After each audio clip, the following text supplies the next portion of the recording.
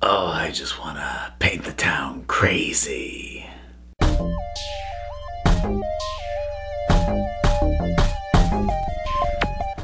Gotham, man! Yes! I know I am late on this. I had technical issues again, and I considered doing this as a double feature with the next episode that's coming out, but I decided they have been building this one up a lot. I wanted to deal with it in isolation. Given that, by the end of it, it was largely a setup episode, I kind of wish I'd done it as a double feature instead.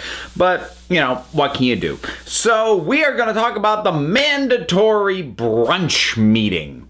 So, this one very Jerome focused, and I knew that going in, and spoilers, at this point the episode's even been out for a while, so I don't know why you're watching this if you care about spoilers, but the twist of him having a brother, unfortunately, was something that I didn't know for certain, but I suspected already, and it's reaffirmation of why I avoid fan theory as much as humanly possible. I wasn't even somewhere where I should have been seeing it, but I read a news article about the latest trailer that came out, and just in the body of that article, above the trailer, they mentioned some fans are speculating that he has a twin brother. And yeah, that's what ended up being happening. And unfortunately, I can't judge how well this would have worked if I hadn't seen it coming. 'Cause I kind of did, and I don't even know if I would have figured that out or guessed that as a possibility on my own. I'd like to think maybe I could have, but again, I will never know because I hate fan theory. Sorry, that was a little bit of an outburst. Calming down. So, setting aside the fact that I knew the twist was coming, how is this overall? Well, not quite as much Jerome as I thought based on the lead up, but I find Jerome very fun. This whole thing obviously opens up the question again as to who is the Joker, because I think we had all just kind of been assuming, well, Jerome's the Joker, duh. But now he's got a brother, so now flip a coin could go either way. And it would not be that big of a leap to say that, you know, he is going to torture his brother until his brother is crazy, and there's our Joker. So that's a possibility. It's not a huge investment to me either way. It's an interesting option. Again, setting aside the fact that it's not a surprise to me anymore. It's an interesting option because it can give us something where, no, we haven't actually been seeing the Joker all this time. That doesn't feel like as much of a cheat as it might have otherwise. Because the guy, Jerome was so coded as Joker that, you know, to do a clean break and have it just be somebody else completely would have felt like, well, that's just, then what was the point of that? But to have it be his twin brother, like, okay, in the world of Gotham, yeah, sure, let's roll with that.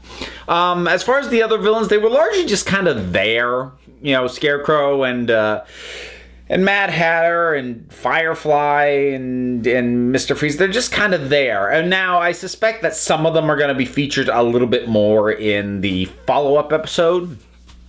We've got Grundy hooking up with Penguin, that's kind of interesting. Haven't seen Butch and Oswald together in a while. And now they've got that barrel of stuff that helped turn Grundy, it turned Butch into Grundy. So I suspect that is going to be involved in the creation of the Joker. If nothing else, it could end up being what bleaches his skin. So there's my little prediction. And that's not even like a fan theory. That's just like I'm looking at what they're setting up. This seems kind of obvious to me. If that is fan theory that just spoiled stuff for you, I'm sorry, you have every reason to get as mad at me as I got at that website for putting that other one up. As far as the other stuff going on, not the whole thing with the Riddler and Lee. I honestly don't know what to think about that.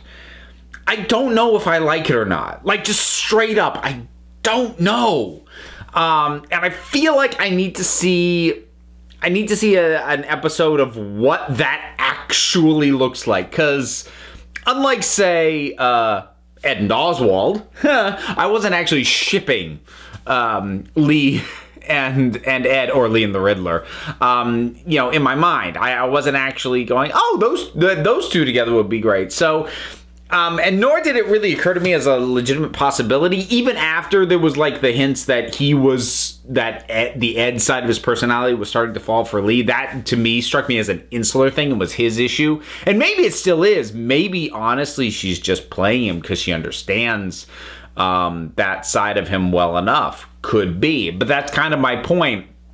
I need to know a little bit more about this dynamic. How genuine is this thing that's between them, and how does it actually work? And once I see it trying to function however it's going to function, I think I'll be able to make a cleaner call on whether or not I like this. Because right now I'm just kind of like, that was an odd turn of events. So, not sure there's too much else beyond that. It's really good just having Jim and Harvey, you know, together again, just sort of rolling along. Those two really do bounce off each other particularly well. I'm enjoying Bruce for the little bit that we got him. I guess I only talked about his existence. Talking about Jerome's brother, Jeremiah. He's kind of interesting. Well, first of all, it's an interesting showcase for the actor because it gets to show him doing something completely different and being fairly convincing at it. And also, I do appreciate the little hints that we get that Jeremiah is not as innocent as he certainly wants Jim and Harvey to think that he is.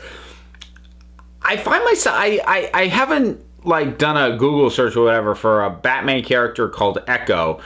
I'm wondering what her deal is, whether or not she was something they created for the show, or whether she's going to end up being like a proto Harley Quinn or something.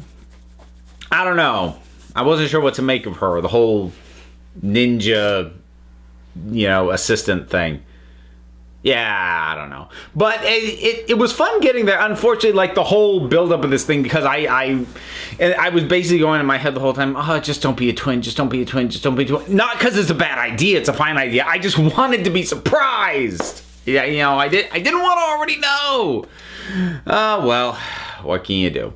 So, you know, now we've gotten this build-up, and I definitely want to see where things go from here. I am curious. I want to see what Jerome has planned, what he has in store, what he's going to be bringing out of his brother, because I think it has the potential to be very entertaining. So those are my thoughts on the episode of Gotham from last week that I didn't review when it came out. Hopefully I've got my technical issues sorted out and I won't be missing because of stuff like that anymore. So, Gotham! The mandatory brunch meeting. What are your thoughts about it? Whatever they are, drop something down in the comments. Let's talk about it. There's all the stuff to do, such as support me on Patreon, like, subscribe, follow me on Twitter, etc., etc., etc. Links for all that stuff is down in the description. So until next time, the brunch meeting is adjourned.